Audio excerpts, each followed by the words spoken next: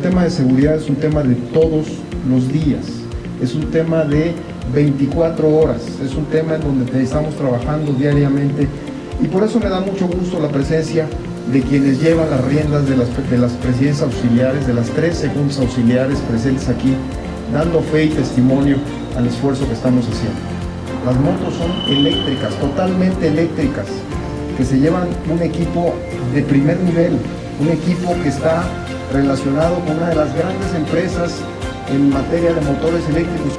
Un compromiso puede ser el municipio más seguro de la zona metropolitana. Los números lo avalan, pero nosotros tenemos que seguir trabajando. No podemos bajar las manos en ningún sentido.